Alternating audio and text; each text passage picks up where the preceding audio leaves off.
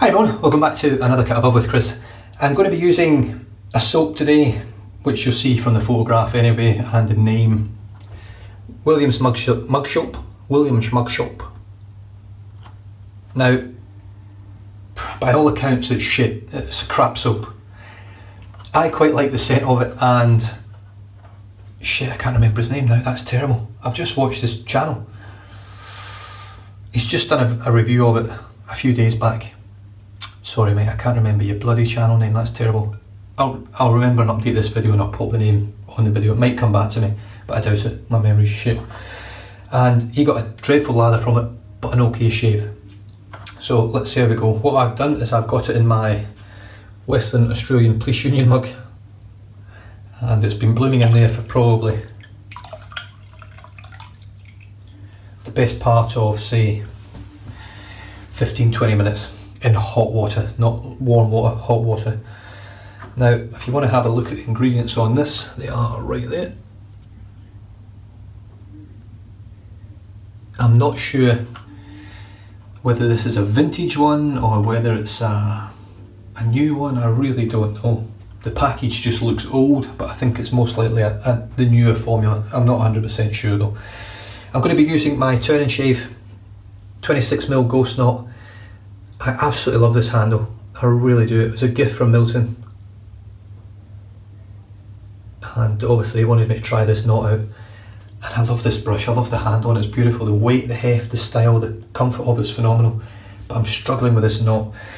If you want to find out a little bit more about the Ghost Knot, check my video previous to this one where I sort of pit it against the Tuxedo knot. I don't use it, I just sort of talk about it and give you a bit of an idea what this knot feels like for me and how it performs and what it actually does and why it does what it does, using my shitty terminology. Okay, so I'm going to dip the brush in the water. I've tipped all the bloom water into the sink. This is going to be a cold water shave. I'm going to load very dry, so I've flicked pretty much all the water out. I'm going to try and gather all the soft soap off the top of this soap. So what I do when I'm using a bowl like that, a cup like this, I actually stick my fingers in below the rim so that it aids in not smashing the brush off the side of the cup so much. Just like that. As you can see, my fingers are actually inside the cup. So let's get a load on. So I'm going to be doing a bowl lather today with this, which I'm actually looking forward to because I have struggled with the scrubbiness of this brush on a face lather. Someone did comment that it might be actually better suited for a bowl lather, and we shall soon see. And as you can see from the name of the video and the picture as well, I'm going back to the carved razor, and if I'm brutally honest, I don't think I'll be going to very many other razors now for a face shave. It is just a phenomenal razor. Now obviously there's a saying in wet shaving and in a lot of things, your mileage may vary. YMMV, if you don't know what it actually means, you might see that written somewhere. Right, so that brush is super kite. You can't see it very well because the soap's the same colour as the knot right now. So the razor for me is just outstanding. There's nothing better on the market in my opinion. From what I've used a lot of razors now. I've probably used over 50 razors in 2 years, ranging from very expensive, your one blades, your timeless, Rocknall, right down to very cheap shaver shop shit. And this thing just blows everything away, it really does. Now I'm going to go straight into my bowl. I've got my Saponificio Varicino shaving grail bowl, so I'm going to go straight into there just with a dry brush just now, so you can see how dry and pasty that is. Super dry. Now I know this isn't going to lather. I know I'm going to end up with an airy, horrible, shitty lather.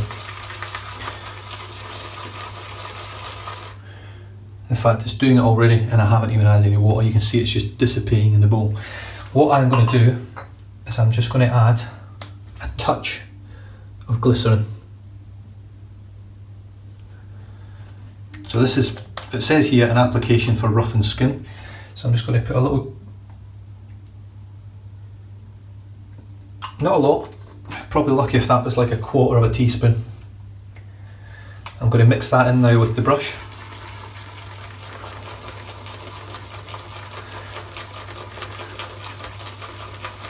And let's just see what happens now. Now I'm not worried about the slickness of the soap because I know it's a very, very slick soap. I've had it on my hands when I was test lathering it, and it's so slick. But it's the actual lather itself, the density of the lather and the qualities of it, the properties of the actual lather itself are pretty average. So let's just see what the little touch of glycerin does for it, if it does anything at all. I was going to use Phoenix Artisan Accoutrements, the cube, as a pre-shave.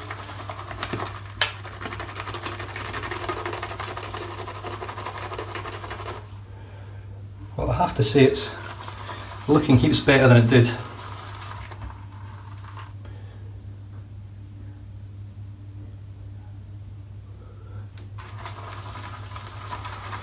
With just the Williams on its own. It's still a little bit airy and it will still dissipate, I have no doubt in my mind. But it might be slightly better. Glycerin isn't an expensive product to buy as well, so if you got Williams mug soap and you want to get it used up, give it a go. I'll obviously see how it goes in the shave. It might not really work very well. But I can assure you right now what it's done is it's actually allowed the lather to get tighter. It's not as airy as it was on its own.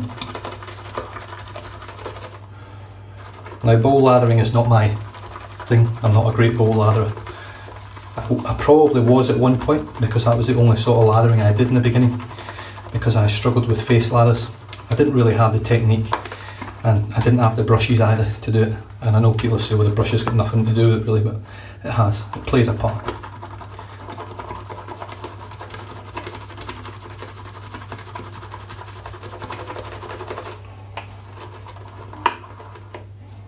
Now, I'm one for not adding stuff to lathers. The soap should work straight off the bat, as good as it should.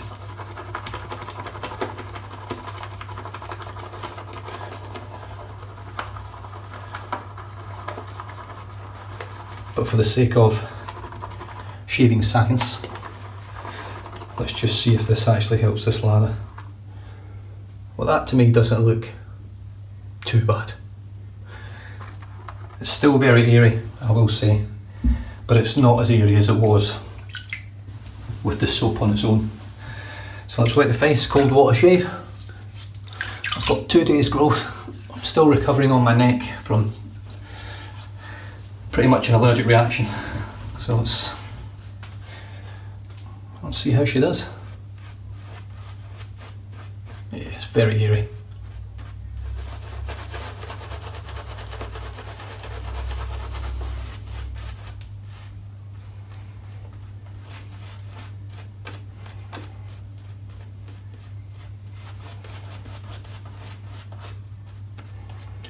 Michael Friedman. That's the man that I watched a couple of days, yesterday or the day before. Now, he was one of the ones, I'm pretty sure I was a subscriber to his channel, and it cut me off. And another one I watched as well, was it JC or something, I think. I'm sure I subscribed to JC's channel, and then I came across him again last night using something. So I resubscribed. I was sure I was a subscriber to his channel.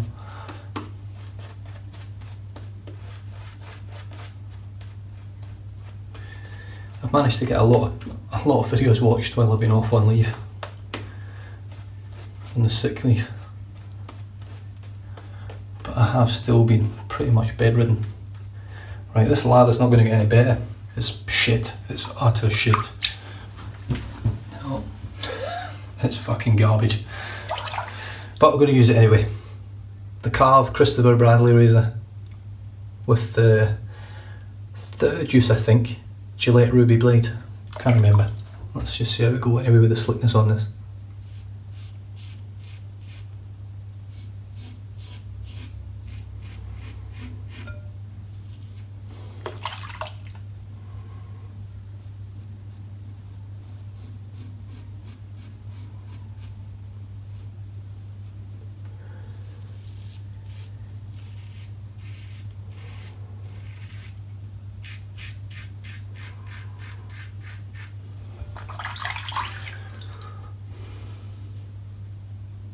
look at slick.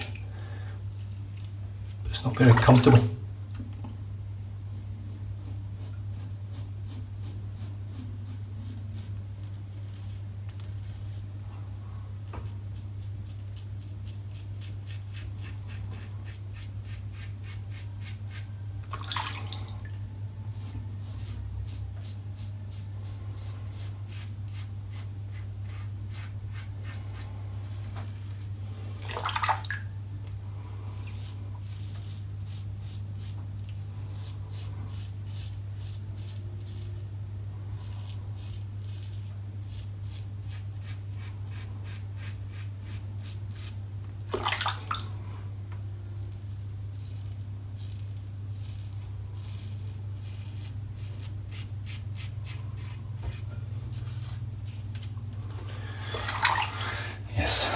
Fucking garbage.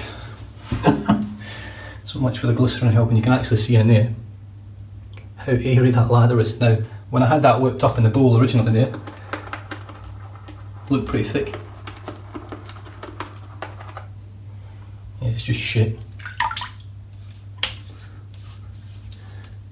Slick, very, very slick. In fact, it's extremely slick. So for residual slickness purposes and slickness purposes, for these subsequent passes, I should be fine. But for that initial pass where you want that little bit of, just a little bit of cushion.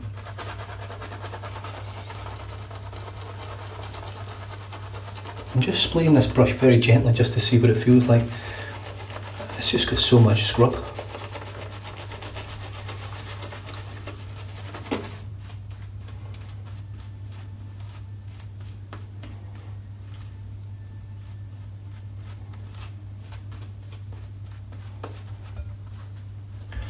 Right, across the grain.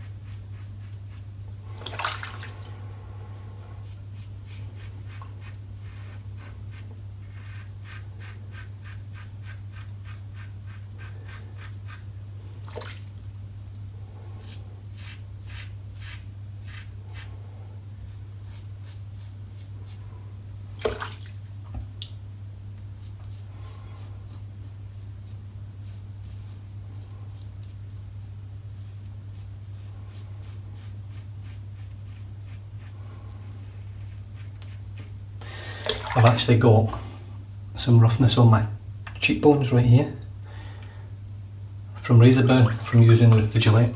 This thing, I don't get it from this razor.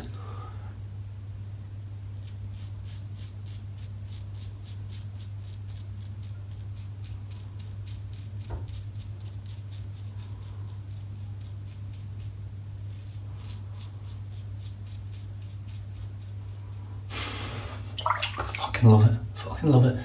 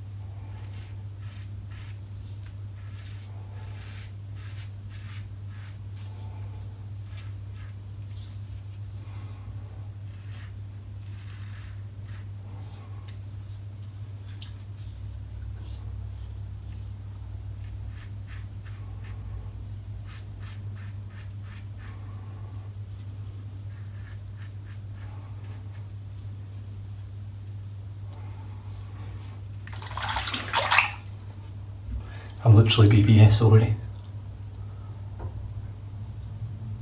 2 passes. Slickness on this soap is, the residual slickness is as good as many artisan soaps, I have to say. That's super slick. It may be slicker now that I've used the glycerin. I love that feel of the BBS. I wish I could have felt it for years. But I couldn't, but now I can.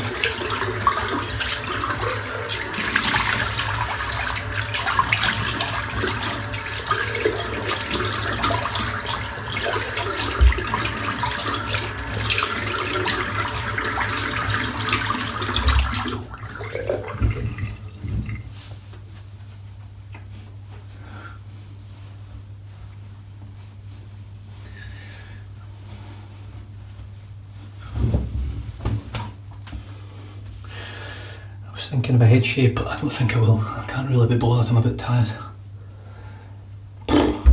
Still, to say it's a shit soap, the slickness does allow you to get a very well, I say a very close shave. I'm pretty much BBS all over.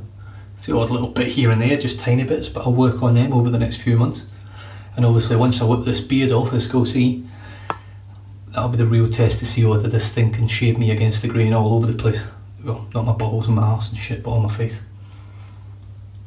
Post-shave feel is quite moisturised, but that could be entirely down to the extra glycerin that I put in as well. So I'm not sure what the post-shave feel really on Williams without the glycerin is. I wish I'd used it without glycerin now, because I don't think the glycerin actually made any difference whatsoever to the lather. The lather was still average. In fact, it wasn't average, it was terrible.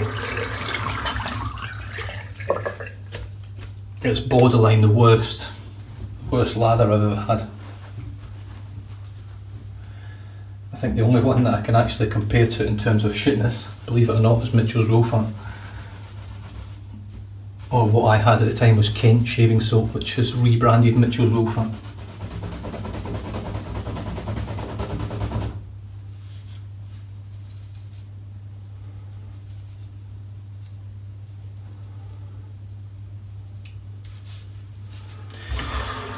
There's still a bit of soap left in this knot somewhere. Really important, for me anyway, it should be for everyone, to get all the soap out of the knot. Now one thing I'm noticing here with this glycerin is it's made the lather really moisturising, so it's sticking to the handle of the razor itself as well, the glycerin. I think it's the glycerin, could just be the soap, I don't know. I think it's the glycerin though. There's not too much on there. So as you can see, the lather in the bowl is just shit. But it's slick. So it's definitely got some excellent properties. And that's a BBS shave, and I think I've got like one weeper.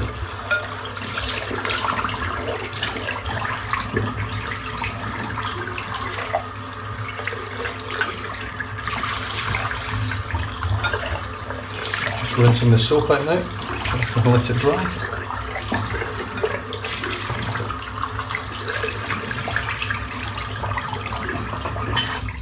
Although I don't know why, I might actually take it out and just use it as a bar soap in the bath, in the shower.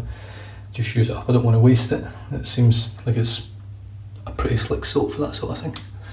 Post-shave feel feels lovely, really nice. Let's say it could be the glycerin that I added, but that feels great.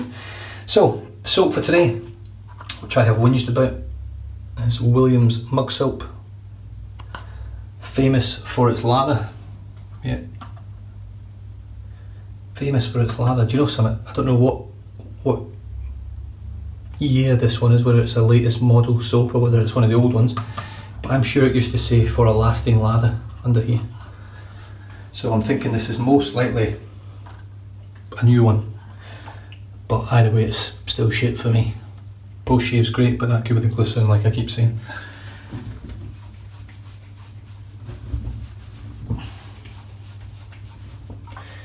The brush was the Turn and Shave 26mm Ghost Knot, which feels much better when I do a bowl lather with it. So I'm going to stick with this a little bit longer. I will do a head shave probably tomorrow, and see how it feels on the head shave when I'll do a bowl lather with it. In fact, no, I won't. I'll actually head lather with it, see how it feels. I think it'll head lather very, very nicely.